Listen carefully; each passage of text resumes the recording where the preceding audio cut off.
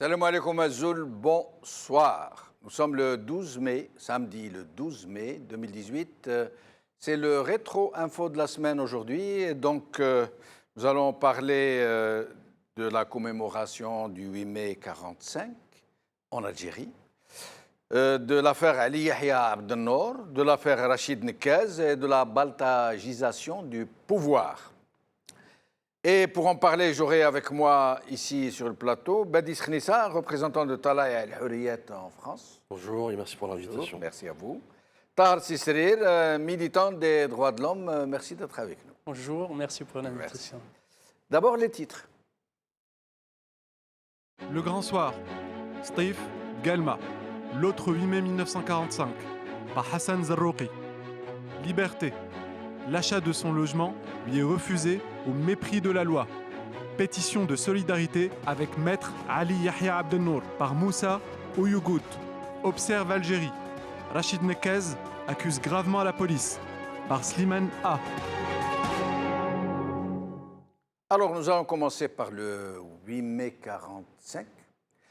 Si nous pouvons parler très franchement, ça n'a pas été célébré en Algérie autrement que par quelques petits apparatchiks habituels, quelques petits représentants de partis fantoches, de partis maison, autour de petits fours et de limonades, et puis s'en vend. Mais la population, la société d'une façon générale, c'est comme si le 8 mai 45 n'avait jamais existé. Pourtant, c'est un tournant tragique dans l'histoire d'avant la Révolution.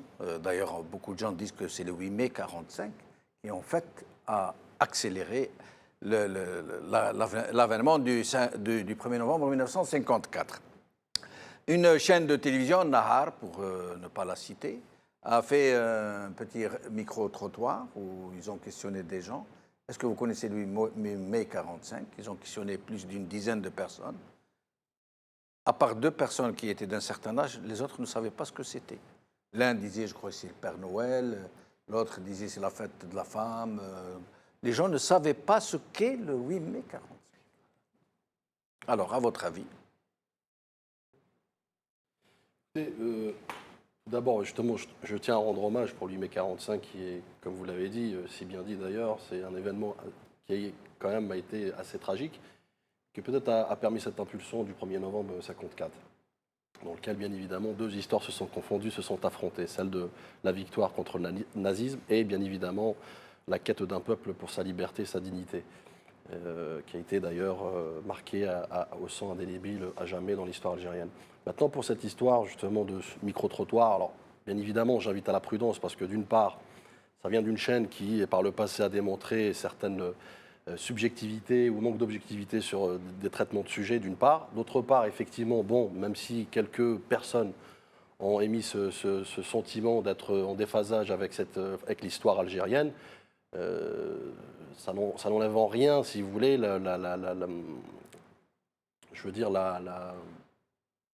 l'ancrage historique du peuple algérien à travers ces événements. Maintenant, si on prend une lecture, on va dire en filigrane, et une lecture platonique de ce micro-trottoir, on s'en rendra compte effectivement que finalement cette jeunesse, pour la plupart c'était des jeunes, il me semble, cette jeunesse est finalement à l'image des aspirations auxquelles elle aspire aujourd'hui, c'est-à-dire aller vers l'avenir, sans pour autant oublier bien évidemment l'histoire, mais surtout être en déconnexion totale finalement avec tout ce qui a trait à l'Algérie, ou même dans la confusion. Mais pourquoi ce désintérêt pour la chose publique, pour la chose historique, pour la chose sociétale, la jeunesse algérienne qui semble vraiment déconnectée de tout? Est-ce que parce qu'on leur a trop menti?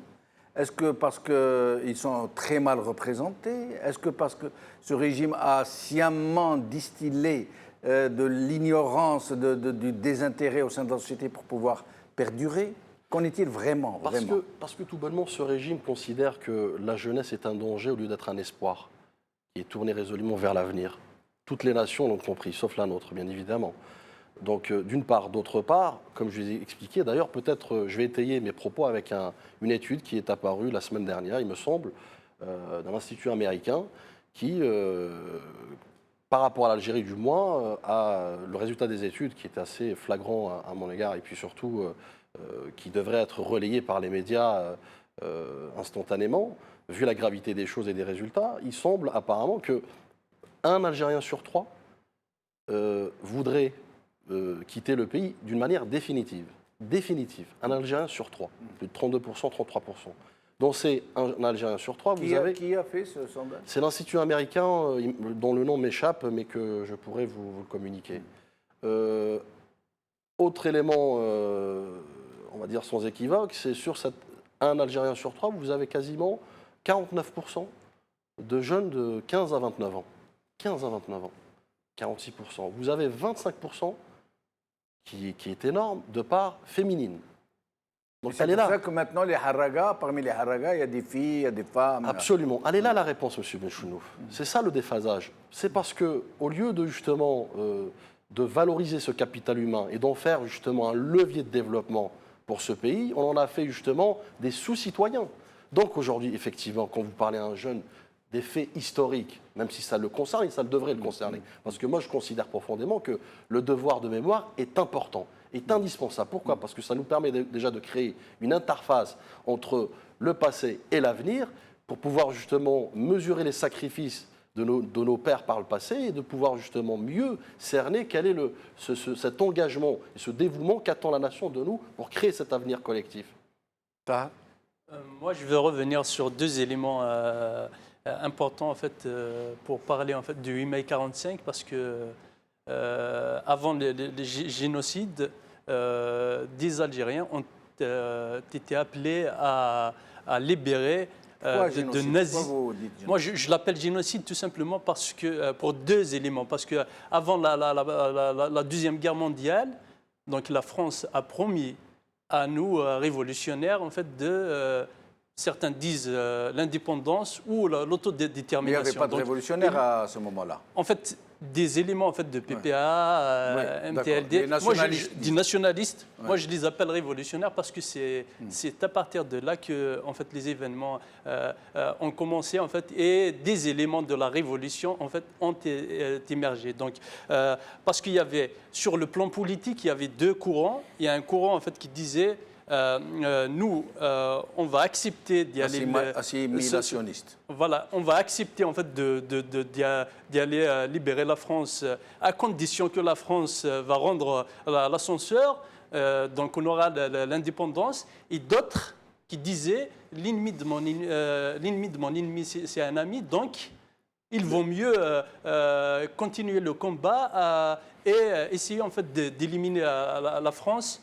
Parce qu'ils sont restés en Algérie. Il n'y avait pas de gens qui avaient rejoint l'Allemagne, ou très peu. Quelques individus, tout au plus. Justement, très peu. Mais la plupart ont accepté en fait d'y aller, parce que certains nous disent aujourd'hui que voilà, ils n'étaient pas en fait conscients, ils sont partis par force. Mais la plupart qui ont accepté d'y aller se battre, c'est des gens convaincus qu'à la fin de la guerre mondiale, ils auront l'indépendance ou d'ailleurs, il y avait même un discours à l'époque pour embrigader les gens, pour les recruter. Ils disaient « Allez combattre aux côtés de la France pour qu'après on vous donne votre indépendance ». Voilà, exactement. Il y avait un discours avant exactement, avant la Deuxième Guerre mondiale. Exactement. Donc voilà, pour moi, donc la France, à la fin de la guerre, de la Deuxième Guerre mondiale, a trahi déjà ses promesses. Parce qu'il a promis aux Algériens en fait, de leur donner l'autodétermination, comme certains historiens le disent, ou l'indépendance. Donc voilà pourquoi les Algériens, le 8 mai 1945, ont demandé l'indépendance qu'on leur a promis. Donc voilà, donc chose à la base. C'est d'ailleurs à ce moment-là qu'a émergé vraiment cette aspiration à l'indépendance. Parce qu'avant, les Algériens parlaient surtout d'assimilation, de même droit que les Français, que les Blancs, les petits Blancs qui vivaient en Algérie, qui avaient un statut de citoyen à part entière, alors que les Algériens étaient considérés comme des citoyens de seconde zone, deuxième collège, comme on dit. Par exemple, à l'Assemblée, il y a 60 députés pour la France et 60 pour les musulmans. Donc, Ouais. c'est comme l'Assemblée actuelle, un peu pire. L'Assemblée actuelle est pire que l'Assemblée de l'époque, parce que maintenant, c'est 5%, 10% pour ne pas dépasser en fait, les 20. Comme ça, on ne pourra pas en fait, déposer des textes de loi. Donc, je pense que, voilà, à l'époque aussi, les terrains sont des hectares pour les Français, des petites parcelles pour en fait, les indigènes. Donc, Mais c'est à ce moment-là que l'aspiration à l'indépendance a émergé, que le drapeau algérien a été brandi. Peu de gens savent que le drapeau algérien était quasiment inconnu des Algériens. Il avait été créé par Msalih El-Hajj dans les années 30, je crois. Mais c'est à partir de 1945 qu'il a commencé vraiment à apparaître. exactement.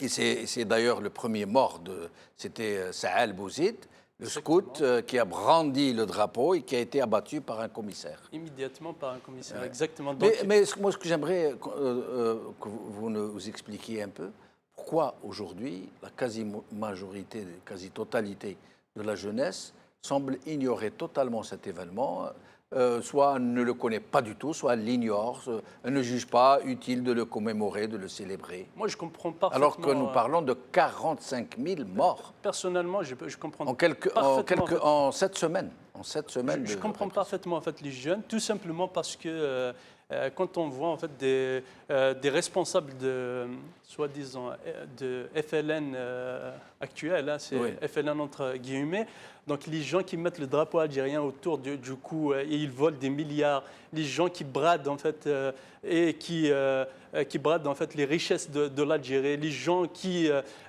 parlent au nom des chouhadas de la révolution. Du matin jusqu'au soir, alors qu'ils trahissent les principes pour lesquels en fait eux ils se sont battus. Ouais. Des gens qui font tout et qui disent tout et ils font son contraire. Donc je pense que les hommes et les femmes politiques qui sont au pouvoir aujourd'hui ont tourné complètement le dos, comme ils l'ont fait leurs prédécesseurs, hein, après le Code d'État de 62. Donc les jeunes ne font plus confiance, ne veulent plus, ne se sentent plus représentés. Donc quand on voit aujourd'hui que le pouvoir en fait, passe à une étape qui est très très dangereuse parce qu'ils veulent privatiser en fait, les richesses et socialiser la difficulté, en fait, la misère.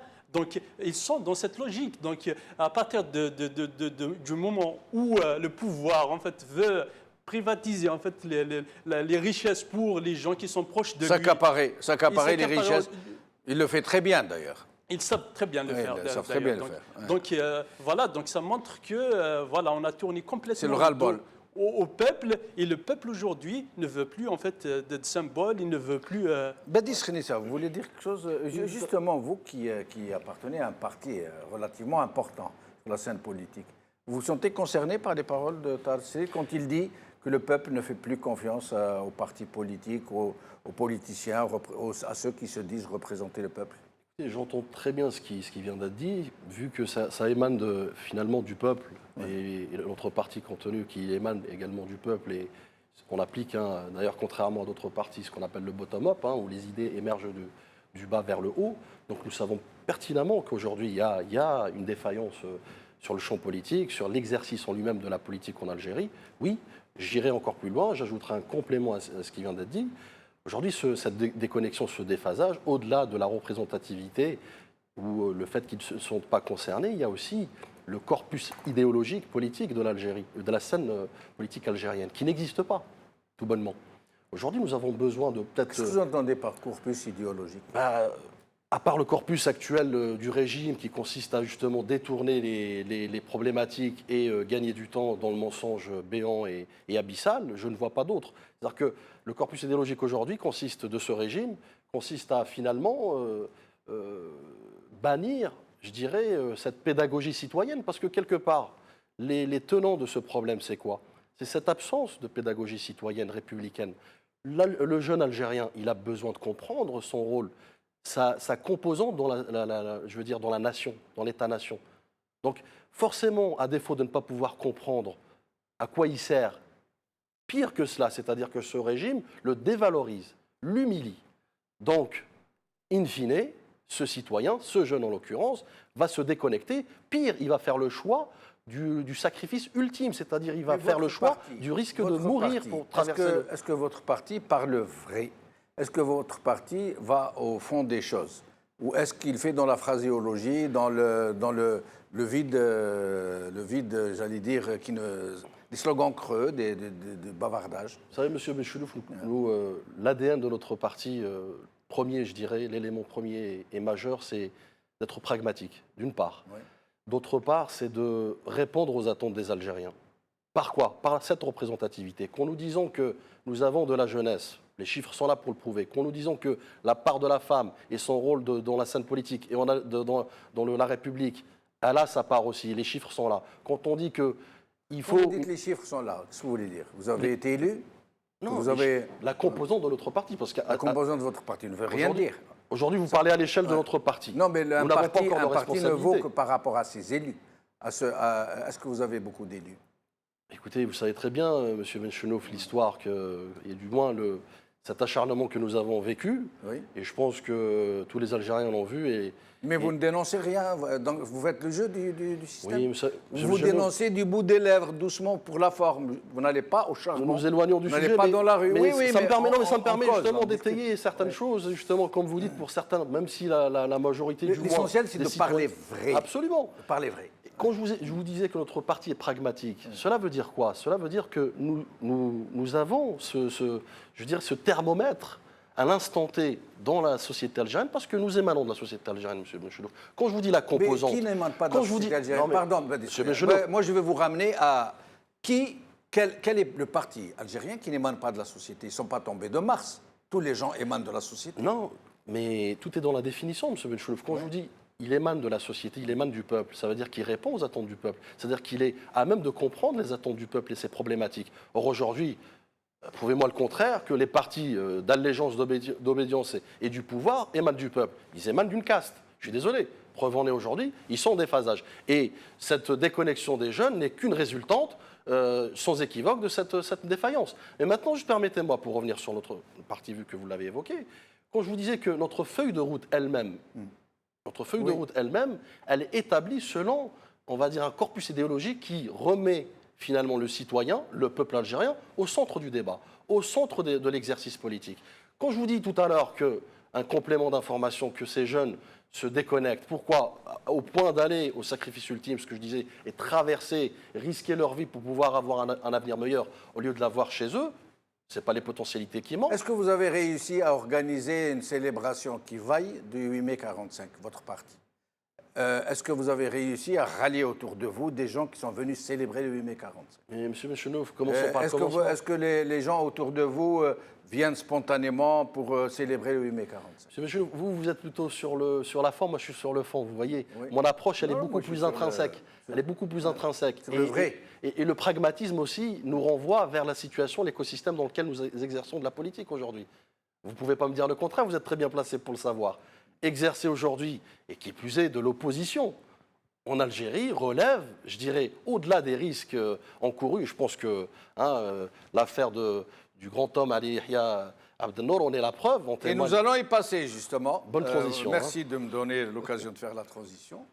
Alors, Ali Yahya Abdel-Nour, nous allons écouter un petit extrait d'une petite VRT.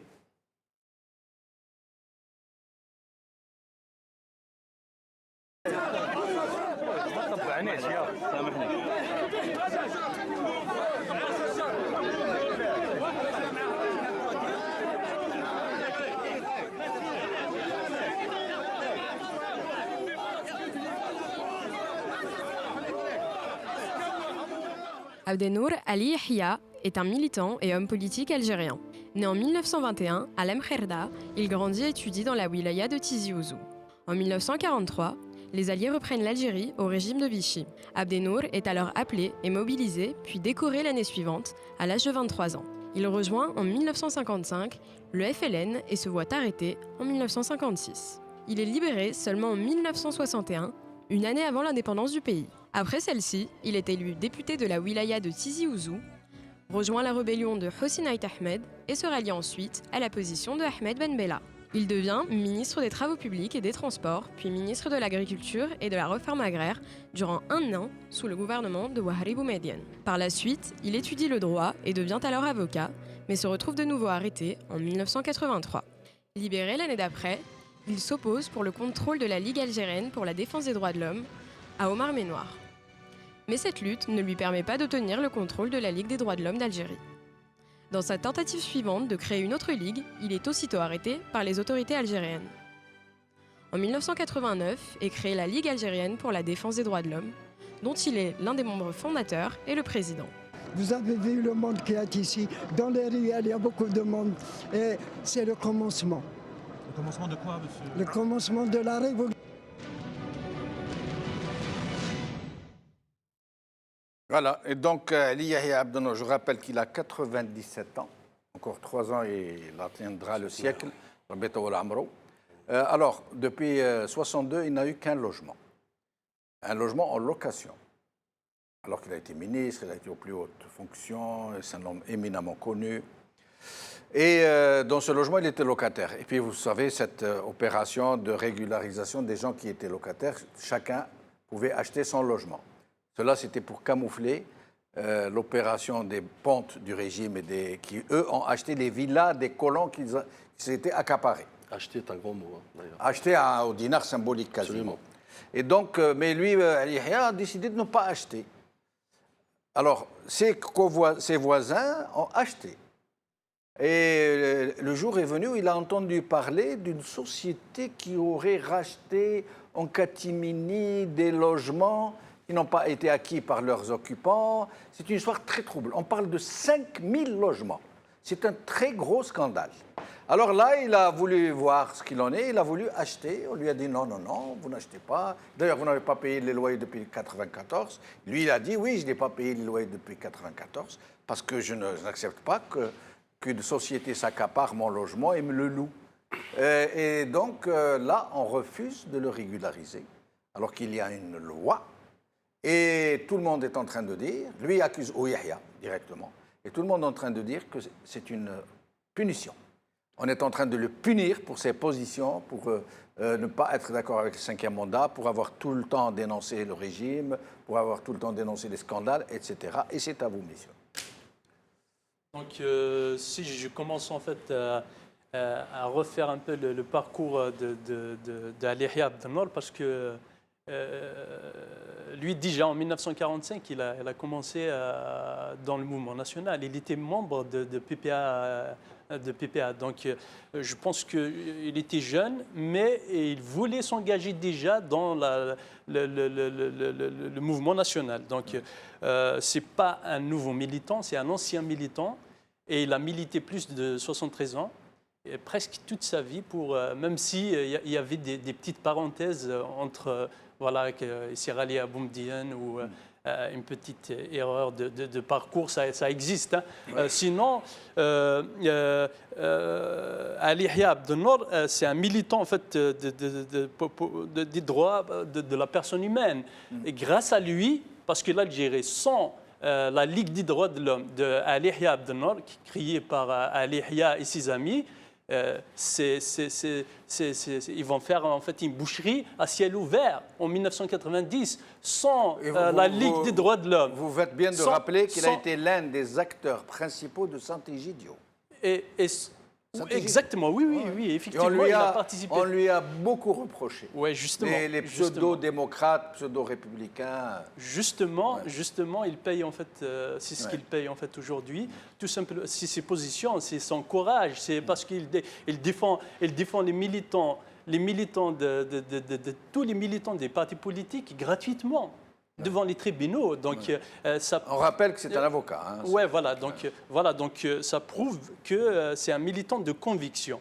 Donc Ali Yahya Abdel-Nour, en 1985, justement, a essayé de créer une Ligue des droits de l'homme, ce qui n'existait pas avant. Parce que moi, j'ai lu les témoignages des militants des années 80. Il n'y a pas beaucoup de discours en fait qui reprennent par exemple ou qui parlent en fait des droits de l'homme. Donc c'est nouveau chez nous. Donc il était parmi les premiers. à ramener en fait cette idée, ce concept universel. Et l'Algérie a besoin de ça parce que imaginez, moi j'ai essayé d'imaginer en fait l'Algérie sans Ligue des droits de l'homme. Avec des généraux, avec les déserteurs de l'armée française, avec tous ces militants en fait, qui ont trahi la révolution, c'est monstrueux, c'est des monstres. Et l'Algérie va donner une image en fait, de monstre.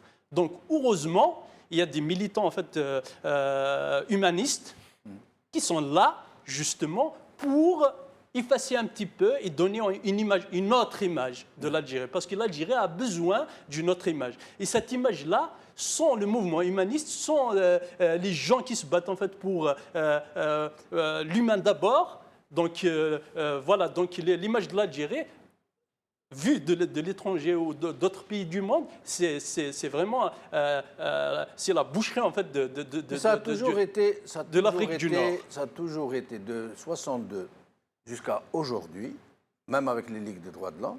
Ça a été toujours la violation des droits de l'homme. Du temps de Boumediene, il n'y a jamais eu de défense des droits de l'homme. Ils jetaient des gens dans les prisons sans jugement, ils les torturaient, les exécutaient, personne ne bronchait, ça a toujours été comme ça.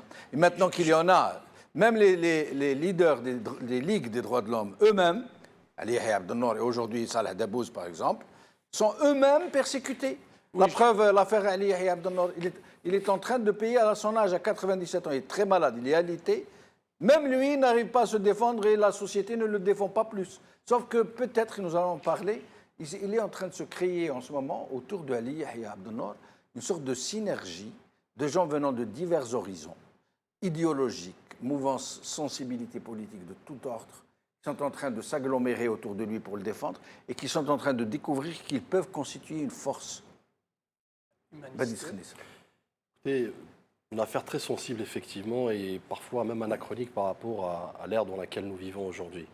Je tiens d'abord solennellement, au nom du parti, en mon nom et au nom du parti Tara al-Hurriyat, de condamner fermement, avec la plus grande fermeté, ce type d'agissements, comme je dis, qui sont révolus, qui ne doivent pas lieu d'être dans une pseudo-démocratie d'apparence, et bien évidemment contre toute forme d'atteinte aux libertés fondamentales, et notamment cette liberté de vouloir exercer son plein droit, son droit sanctuarisé dans une société dite démocratique d'apparence. Deuxième point, effectivement, permettez-moi de rendre hommage à ce monsieur que l'histoire ne présente plus, que je pense que son parcours louable et honorable, son combat avec détermination, mais surtout avec cohérence, tout au long de son combat depuis, comme vous l'avez dit, au lendemain de l'indépendance, dénote bien les idéaux plutôt et les principes qui l'animent. Je dirais aujourd'hui, oui, effectivement, nous sommes face à une situation grotesque, je dirais humiliante, face à un grand monsieur qui a sacrifié toute sa vie, je dis bien toute sa vie, pour autrui.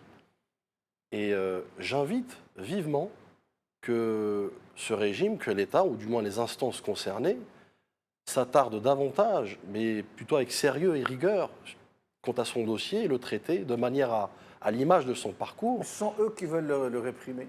Mais ils l'ont fait exprès. C'est pas une erreur judiciaire, c'est pas une tracasserie administrative. Ils l'ont fait exprès. C'est eux que vous êtes en train d'appeler pour qu'ils s'attachent à régler le problème de ce monsieur. Ce sont eux qui ont monté de toutes pièces des représailles en règle pour le punir. J'entends bien, monsieur. Ouais. Après, dans une république, nous avons des canaux. Pourquoi c'est une république, l'Algérie? Écoutez, d'apparence, j'ai employé le mot. Les mots ont leur importance. Oui, mais... C'est comme les gens qui sont en train d'appeler à l'avènement d'une deuxième république. Ça veut dire qu'ils reconnaissent de facto qu'il y a eu donc une première république. Et moi, je vous pose la question. Quand vous parlez de république, c'est une république? Je persiste à croire que, du moins, il reste des résidus de cette république. Quels résidus? Les institutions sont fausses. Nous n'allons pas résumer toute une république. Nous parlons à bâton rompu. Bien sûr. Il y a des institutions qui ne sont pas des institutions, qui sont issues de la fraude. Toutes les institutions élues. Le Conseil constitutionnel a été truffé d'hommes du clan pour empêcher l'empêchement du président, qui est un grand invalide que personne ne peut sauter, parce que les gens du Conseil constitutionnel sont tous des mercenaires à la solde du clan au pouvoir. Je mesure mes mots. Je ne suis pas outrancier quand je dis mercenaires. la police, l'armée et tout sont tous à la solde du régime régnant. Les militaires protègent la fratrie Bouteflika en échange de gros sous. Tout le monde trouve son compte dans cette histoire. Mais les gens ne le disent pas. Et vous, les partis politiques, vous ne le dites pas. Vous dites la République, nous sommes en République. Nous ne sommes pas en République. Je suis désolé. Je vais peut-être employer d'autres termes, si vous voulez. Quand vous dites, en fait, enfin, je suis fervent défenseur, si vous voulez, de l'honnêteté intellectuelle, si vous voulez, dans l'analyse, on va dire, pragmatique. Aujourd'hui, quand je parle de République, M. Benchenou, je ne veux pas, en tant que justement citoyen impliqué, engagé, qui persiste à croire et qui voit un horizon radieux pour l'Algérie, je ne peux pas résumer mon pays à une pseudo-république, parce qu'il y a des résidus. Quand je dis qu'il y a des résidus, je me conforme à cette honnêteté intellectuelle qui consiste à dire que nous avons des hommes et des femmes qui œuvrent nuit et jour pour ce pays. Et fort heureusement, peut-être. Parce que ça a permis peut-être d'endiguer, voire de limiter les défaillances et les dérives de cette caste.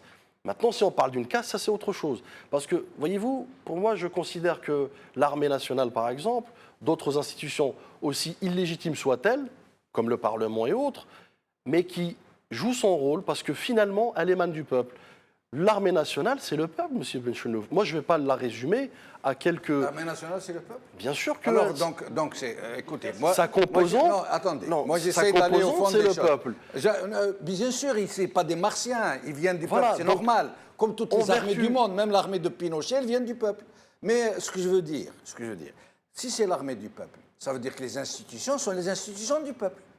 Le président, c'est le président élu du peuple. Non, on parle de gens élus, ça veut dire que vous, alors qu'en réalité, vous savez très bien que c'est l'armée qui fait les présidents, ce n'est pas le peuple. C'est l'armée. Quand je dis l'armée, ce n'est pas le petit troufion, ce n'est pas le soldat. C'est les grands généraux qui ont tous les pouvoirs, qui sont milliardaires en dollars, qui désignent qui ils veulent. Ce n'est pas vous qui l'élisez, le président. Ce n'est pas moi. Ce n'est pas Tahar Sisser. C'est l'armée qui désigne. C'est l'armée qui le révoque quand elle ne veut plus de lui. C'est l'armée qui fait des coups d'État. C'est l'armée qui interrompt des processus électoraux. C'est l'armée qui décide quel est le parti qui doit avoir tant de sièges. Les gens du parti qui sont au Parlement l'ont dit. Ils ont dit, nous avons une au quota. Si vous voulez, je vous montre les vidéos. Ils l'ont dit, ils ont reconnu. Non, monsieur Benchenou, je ne fais pas de déni de réalité. La réalité, elle est là. Si elle est palpable à tous les citoyens, elle est palpable pour moi aussi, pour mon parti. Ce n'est pas le problème. Je pense que la question fondamentale aujourd'hui qui se pose, effectivement, c'est comment allons-nous construire cette nouvelle Algérie ? Quand on est dans le constat, bien évidemment, négatif à répétition, bien évidemment, on ne saura jamais voir cet horizon. Donc, moi, quand je vous dis aujourd'hui que la République, même si vous allez dans le détail du détail, mais quoique le diable se cache dans les détails. Pour moi, je considère qu'effectivement, cette reconstruction doit se faire sur un socle sain, sur des bases saines. Aujourd'hui, quand je vous dis que, pour le cas de ce grand monsieur, monsieur Abdelnour, le fait de recourir aux canaux, disons, démocratiques, j'entends bien ce que vous dites, mais dans une république, nous devons d'abord respecter les canaux qui sont à disposition du citoyen dans une république, entre parenthèses, afin qu'on puisse mettre in fine ce régime au pied du mur. On ne peut pas du jour au lendemain, c'est-à-dire commencer, certes c'est un point de départ, de condamner X ou Y, de mettre sur le banc des accusés X ou Y. Nous devons le faire factuellement. Pourquoi ? C'est aussi une manière de démontrer que nous sommes structurés, que finalement, cette nation à laquelle nous aspirons, qui est structurée, doit être à l'image de nos actions aujourd'hui.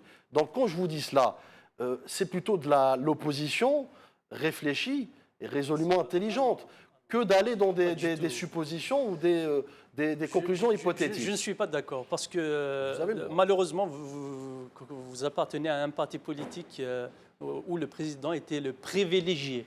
C'est-à-dire quand on appartient à un parti politique où le président était le privilégié, dès qu'il sort de l'université, il commence à prendre des postes de responsabilité importants, jusqu'à devenir responsable de toute l'injustice algérienne. Donc, après ministre, donc il avait tous les privilèges. Et je comprends parfaitement votre discours parce que... Il les a délaissés. Oui, il n'a pas délaissé les privilèges, vous savez, c'est un grand mot. On lui a demandé de partir. On lui a demandé de partir. C'est-à-dire, c'est pas parce qu'il avait des compétences qu'il était ministre de la Justice. Non, ce n'est pas parce que... Là, je vous arrête. Je ne prends pas la défense de Ali Bouflis. Il est parti pour se présenter candidat. Il était secrétaire général du parti FLN. Il était Premier ministre, ou chef du gouvernement plutôt, Et il Ministre de était la très Justice. vraisemblablement le dauphin de Bouteflika, à condition qu'il lui reste fidèle. Lui a préféré démissionner pour se porter candidat à la Justement, présidence. justement, il Mais cherche- je n'en dis pas il plus, cherche- je ne donne pas il mon cherche- avis personnel. Oui. Ouais. Je comprends qu'il cherchait en fait d'autres privilèges parce qu'il n'avait pas suffisamment, selon lui, parce qu'il voulait un peu plus de privilèges. Sinon, il était le privilégié ministre de la À part les Justice, privilèges, vous avez un Premier autre discours ou ministre. pas Mais ce n'est pas notre sujet, Tar Cicérel. Ce n'est pas Non, notre mais sujet. on Oui, rentre oui, dans un Après, procès je d'intention, vous laisserai j'aimerais réponse répondre. quand même, monsieur Cheikh. Mais moi, j'aimerais que. Tar Cicérel. Moi, j'entends bien ce que vous dites. Mais est-ce que vous pensez, ou est-ce que vous ne pensez pas, que cette synergie qui est en train de s'agglomérer autour de l'affaire Ali Yahya Abdel Nour, est-ce qu'elle ne pourrait pas créer demain une force, parce qu'elle est créée d'intellectuels très courageux. Ils sont en train de signer des pétitions, vous-même, ils sont en train de signer des pétitions, de sortir dans la rue, de se donner rendez-vous, de s'écrire sur les réseaux sociaux, d'écrire des tribunes, d'essayer de projeter des projets. Est-ce qu'elle ne pourrait pas devenir une force très hybride, d'accord, mais une force très plurielle aussi, et qui pourrait vraiment aller de l'avant parce qu'elle est constituée, pour sa majorité, du moins tous les gens que je connais qui sont dedans, de gens très intègres et très engagés. Justement, c'est le moment en fait de constituer une force ou un mouvement humaniste. Parce que autour d'Ali Yahya Abdel Nour, c'est un symbole. C'est un symbole de l'humanisme en Algérie. Et ce courant humaniste n'existe pas pour le moment. Donc les Algériens doivent profiter de l'occasion pour en fait renforcer, pour encourager cette démarche qui va vers pourquoi un ce mot véritable humaniste revient-il souvent dans votre discours à un moment où, je m'excuse Tahar Cicérel, à un moment où l'Algérie est vraiment en carence de tout, pas seulement d'humanisme. Nous sommes en train de parler société structurée, organisée, institutionnalisée, avec ses institutions, ses représentations. Ça veut dire que nous avons besoin d'une transition qui puisse nous mener vers une république. L'humanisme est un état d'esprit général. Mais les institutions, pourquoi vous ne parlez pas d'institutions républicaines, de démocratie véritable, d'institutions vraiment représentatives, Tout simplement parce que d'élections intègres? je comprends, Ouais. parce que en fait en face. Pourquoi nous avons- l'humanisme? Pourquoi à chaque fois l'humanisme? Je le dis tout le temps, parce qu'en face, on a un pouvoir autoritaire, militaire, qui est violent. Et ce pouvoir-là maîtrise parfaitement la politique de la violence. C'est-à-dire, comme je le dis souvent, hein, c'est un virus et il évolue dans les milieux malsains, c'est son milieu préféré. Donc, face à un pouvoir violent, nous avons besoin des vrais humanistes à qui le peuple va faire confiance. Oui, mais Parce encore. qu'aujourd'hui, Pourquoi seulement humaniste? Humaniste, ça reste trop vague. En fait- Pourquoi ne pas parler de transition, de recouvrement de la souveraineté populaire, par les moyens qu'il faut? Ça veut dire par la violence, par exemple, par la rue, par la désobéissance civile, par le militantisme. L'humanisme, c'est très beau. C'est un état d'esprit. Mais pourquoi le mettre en avant comme si c'était une idéologie en soi? C'est tout simplement parce que quand on parle en fait de l'humanisme, on ouvre les portes à tous les courants politiques parce que les croyants ont leur place en fait dans un courant humaniste, les chanteurs humanistes ont leur place, les militants politiques ont leur place. Donc on a besoin de ça parce qu'après des années de guerre, après des années de violence, après des années de gâchis, nous avons besoin de quelque chose que les Algériens en fait, défendraient avec force pour mettre fin à la dictature. Parce que nous avons besoin de quelque chose qui va permettre aux Algériens en fait, de unir toutes les forces en fait, d'opposition. Aujourd'hui, on n'a pas trouvé en fait, d'autres moyens. Cette alliance entre tous les militants Et aujourd'hui, qui défendent, autour en fait, de les Ali droits Yahya Abdel Nour, cette synergie de toutes ces ça peut volontés constituer- intellectuelles ça peut qui sont en train d'appeler la société algérienne à la rejoindre, est-ce qu'elle peut demain représenter bien sûr. une force Moi- politique, j'entends, politique? Oui, nous avons la possibilité de créer un rapport de force. Ouais. Oui, c'est à partir de là que les mouvements, en fait, ils peuvent créer. Le mouvement des indignés, à partir d'un petit livre qui a, en fait, presque bouleversé le monde. Indignez-vous. Marx a écrit un livre un siècle avant. il a bouleversé le monde le siècle d'après. Donc, je pense qu'on a besoin de quelque chose. D'une idée. D'une idée qui va en fait rassembler les Algériens. Parce que les Algériens aujourd'hui ne font confiance à personne. Du coup, c'est difficile en fait de mettre les militants ensemble. On a du mal à se mettre ensemble. Absolument. Il y a des militants qui sont adversaires d'autres militants. Il y a des forces qui se crient juste pour faire face à d'autres forces de l'opposition. Ben, Donc, discrédit nous ça. avons besoin aujourd'hui de quelque chose qui va rassembler toutes ces forces afin de constituer un rapport de force pour mettre fin à cette dictature. Je vous laisse Permettez répondre déjà d'abord réponse. Absolument. mais Très rapidement. Non, non, mais Voilà. c'est comme Ouais. toujours en fait. Quand il s'agit de répondre, c'est très rapidement, mais c'est pas grave, je vais être Non, synthétique. mais discrédit ça. Non, non, quand même, Vous il y voulez a- qu'on finisse l'émission? Non, mais je veux dire, il y a eu un procès d'intention comme envers Allez-y, une personne. finissez l'émission sur ça. Je me dois. Non, non, non, du tout. Mais c'est juste par. C'est par normal que équité, je vous dise par rapidement parce que lui n'est pas resté longtemps. Il n'est Il n'est pas resté longtemps, mais il a été dans la diffamation. Donc c'est un peu grave. Je ne Quand même. Donc comprends voilà. pas comment on peut. Il faut que ma réponse soit à la hauteur justement de cette diffamation. Bah, allez-y. Voilà. Ce que je veux dire par là, et juste, s'il vous plaît, par règle de bienveillance et de bienséance d'un débat, laissez-moi terminer mes propos. Déjà, je vois que monsieur tient beaucoup sur le mot, la définition humaniste. Donc, monsieur Ali Benflis, au cas où vous l'avez ignoré dans votre plaidoyer, a été un des membres fondateurs de la Ligue des droits de l'homme algérienne.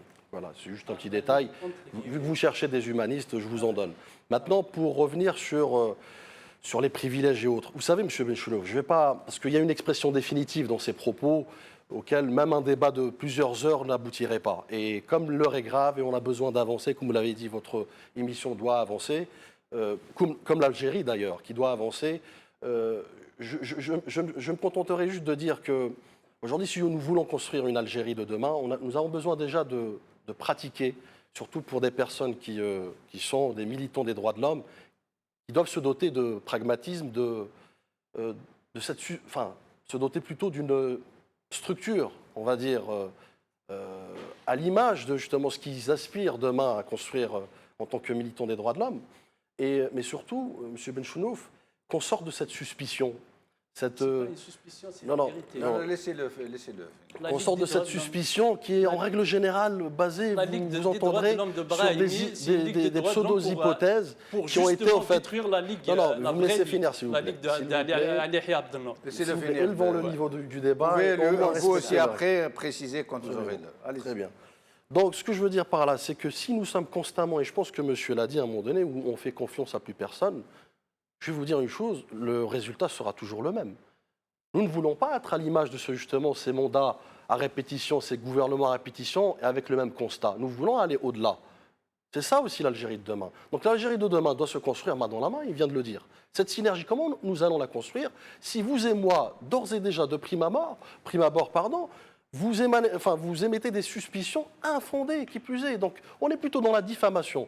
Et je suis désolé, l'heure est grave. Je pense que Ali Benflis, des livres et des livres ne résumeront pas en fait ses missions et ce qu'il a pu apporter, toute modestie gardée, à cet État et cette nation. Et quand on parle de privilèges, on sent une certaine rancœur, voire même de l'envie peut-être, je ne sais pas. Mais encore une fois, moi, vous savez, je vais vous dire une chose, Monsieur Céline. Quand on fait le choix de parler sur des tribunes face aux téléspectateurs, nous devons être à minima, honnêtes intellectuellement.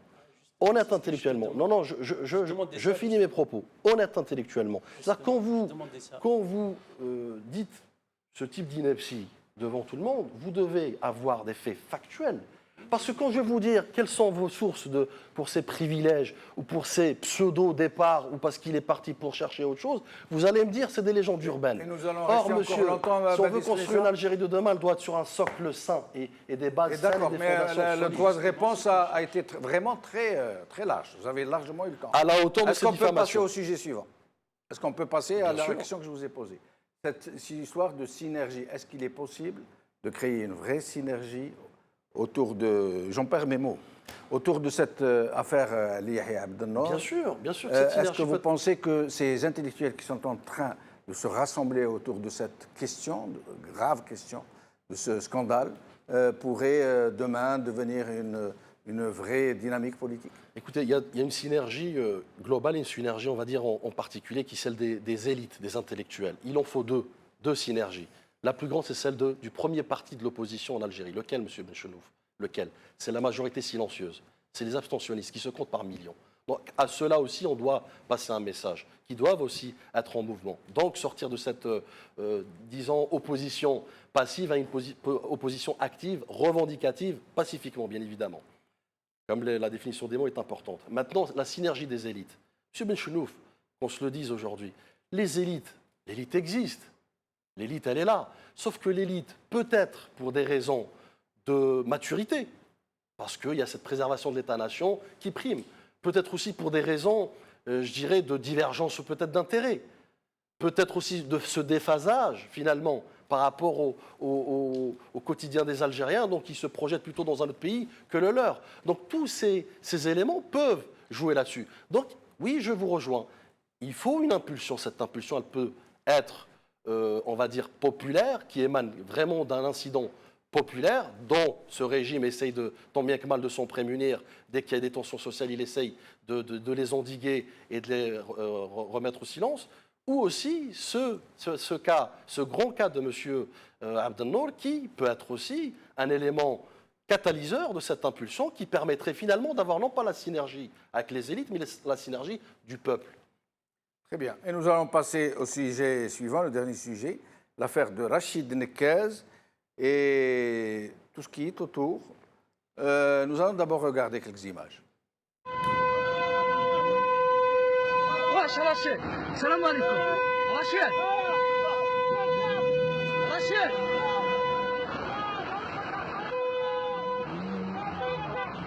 رشيد هبطوا حيرش بالنار هبطوا رشيد رشيد رشيد رشيد. Alors, quelques jours après avoir été violemment pris à partie par des policiers à Blida, devant tout le monde, il a été quasiment massacré par des policiers, tapé, frappé très dur, puis embarqué. Quelques jours après, il a été enlevé à Boumerdes. Vous l'avez vu, hein, ses pieds sortant de la vitre arrière. Et le malheur, moi ce qui m'a beaucoup étonné, vraiment choqué, c'est que la presse algérienne n'en a pas parlé du tout. Les seuls titres qui en ont parlé, 3 titres, ils ont clairement affirmé qu'il avait organisé son propre enlèvement, quasiment. Alors que nous voyons le matricule de la voiture, les gens, ceux qui conduisaient ont été filmés. Il ne fait aucun doute qu'il a été enlevé. Aucun doute, malgré tout ce qu'ont pu en dire les gens. Et la meilleure preuve est que le matricule existe. Que les gens qui l'ont enlevé ont été identifiés, qui n'ont pas été inquiétés. Or que si c'était une caisse qui avait organisé, vous parlez bien que tout le monde aurait été embarqué et le régime se serait fait une joie de nous démontrer que c'est une caisse qui a organisé son enlèvement. L'autre chose, donc après cette histoire de presse, de blackout total, on ne comprend pas. C'est vrai que Rachid Nekez, il en fait trop. Il fait du spectacle, c'est vrai. Et qu'il a été rejoint par un frère très outrancier. Son frère en fait plus que lui. Mais il n'en demeure pas moins que cet homme a subi une violation dans ses droits les plus élémentaires, qu'il a été battu, qu'on lui a volé son argent, des policiers lui ont volé son argent, qu'il a été enlevé en pleine voie publique, qu'il a été frappé très violemment, qu'il se trouve dans un état de santé critique. Et qu'avec tout ça, tout le monde se moque de lui sur les réseaux sociaux, considère qu'il a organisé son coup d'État, que c'est un clown, c'est comme ça qu'ils disent. En même temps, il se passe des choses et d'autres. La même journée, des gens ont posté sur les réseaux Facebook des photos de femmes en tenue très légère dans un bureau de responsable, où on voit l'emblème national, le Coran, et le portrait de Fahima Toho, et des femmes en petite tenue, en train de prendre du pastis, très dévêtues. Alors, à votre avis, qu'est-ce que c'est que ces histoires? Qu'est-ce qui se passe? D'abord sur Rachid Nekez. Moi, j'étais choqué en fait par les images parce qu'un militant politique a le droit d'exprimer, quelle que soit la manière. Hein, parce que est-ce que je suis d'accord ou pas par rapport à la manière, ça c'est un autre débat. Donc, par contre, je vais vous dire une mauvaise nouvelle. Je vais vous dire une mauvaise nouvelle. Vous avez droit à 2 minutes chacun parce que On a mal géré cette histoire. Donc 2 minutes chacun, je suis désolé. Allez-y. Donc, pour revenir au sujet, Nekez a le droit d'exprimer ses idées, quelle que soit la manière. Oui. S'il veut faire le clown, c'est lui qui fait le clown. Donc, il assume. Par contre, le pouvoir n'a aucun droit de toucher un militant politique. Quelle que soit la manière dont il fait la politique, quelle que soit la manière dont il exprime ses idées, quelle que soit la manière, ce qu'il filme, c'est son droit. Est-ce que c'est son droit d'exprimer ses idées? Est-ce que c'est son droit de créer un parti politique? Est-ce que c'est son droit en fait, de se présenter aux élections?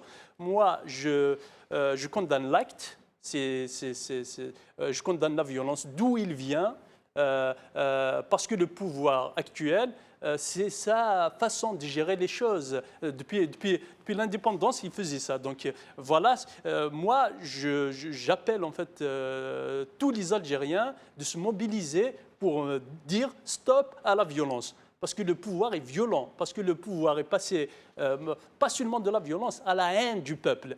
Voilà pourquoi aujourd'hui nos jeunes ne veulent plus rester en Algérie, ils veulent partir ailleurs, tout simplement parce que le pouvoir montre qu'en quoi il a une haine envers le peuple incroyable.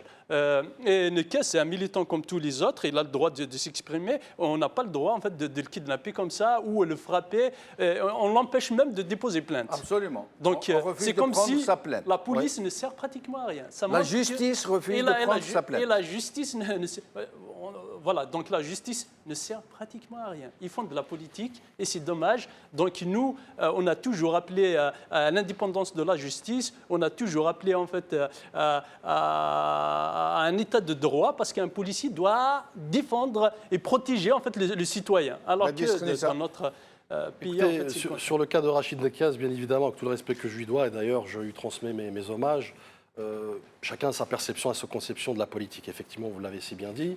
Maintenant, il n'en demeure pas moins que ça reste un citoyen algérien à part entière et il a des droits, donc ces droits de liberté d'expression notamment pour avoir un contre-avis, disons, contre ce prêt-à-penser que voudrait ce régime nous inculquer et même voire nous imposer. Maintenant, effectivement, je condamne avec fermeté ce type d'agissement, encore une fois révolu. Mais en même temps, ça me renvoie un peu sur les circonstances dans lesquelles ça s'est passé rapidement. C'est digne d'un film hollywoodien, vous conviendrez. C'est-à-dire que, et peut-être aussi, c'est peut-être la résultante de cet excès de zèle que nous vivons aujourd'hui, à tous les échelles de la classe politique aujourd'hui du gouvernement, ou peut-être le simple policier a jugé utile de faire ce type d'enlèvement au vu, au su de tout le monde. Et d'ailleurs, cette chita, finalement, entre parenthèses, permettez-moi cette expression triviale, se mesure quelque part par des parts de marché. Ce qui explique que beaucoup de gens maintenant essayent de psalmodier des inepties comme un certain secrétaire général du FLN et autres. Mais encore une fois, ça nous renvoie sur quoi? Sur la situation de l'Algérie actuelle. Monsieur Benchounouf, pour faire court, même si l'heure est grave, l'Algérie se dépérit. L'Algérie régresse à tout point de vue. Quand je dis bien, j'entends par l'aspect économique, comme par l'aspect aussi des droits, les droits fondamentaux qui font d'ailleurs qu'un État soit un État-nation. Qu'est-ce qui les différencie des autres États autoritaristes et dictatoriels? C'est l'État de droit. Et or, aujourd'hui, nous sommes face vraiment, on va dire, aux antipodes de ce que devrait ce régime mettre en place pour, à minima, essayer de sortir la tête haute. Merci Badis Rissa, merci Tahar Sisserir, merci à vous, chers amis, d'avoir suivi cette émission. La khair, slama.